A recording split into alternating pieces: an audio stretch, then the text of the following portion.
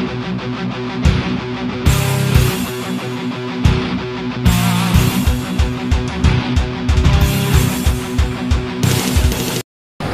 guys, pupunta tayo sa bilihan ng pamingwet dito lang sa G. Araneta, Masambong, Quezon City. Kaya samahan niyo po ako. Tara na!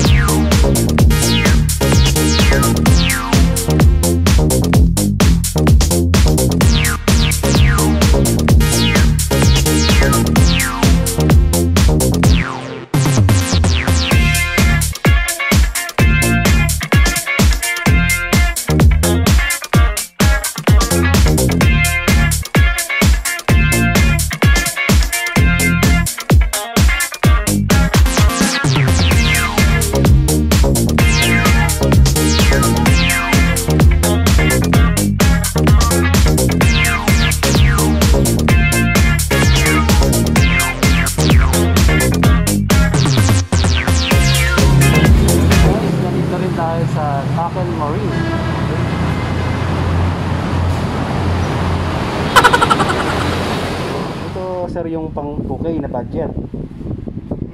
Nasa 1.8 yata yung budget ko na lang. So, kompleto na po ito, sir? Kompleto na siya? Yeah, God, real life. So, pasok to sa mga pang fish pan lang? Pasok na yan, pang beginners eh. Ano yung jigging? Ano yung jigging, sir? Yung ginagamit sa tawag dito, sa offshore na. Okay, so pang fish pan, di ko kailangan yun. Red, green. Red, green. May red, may green. Okay. Green na lang siguro, sir. Green. Makakalikasan tayo eh.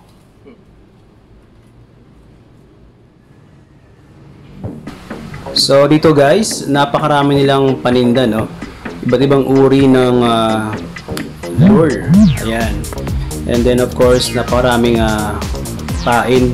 Hindi ko alam kung anong tawag sa iba kasi since bago pa lang ako, yes, hindi ko talaga alam yung mga tawag dito sa mga nakita nyo. Okay?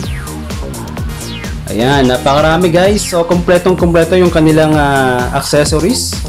Sa mga gustong marutong mangisda dyan or nagisimula pa lang, punta lang kayo dito sa Tackle Marine. Ayan, dito lang yan sa G. Araneta. Ayan, okay. So, habang kinukompute kung magkano yung aking babayaran, no? So, let's take a look dito sa kanilang mga paninda.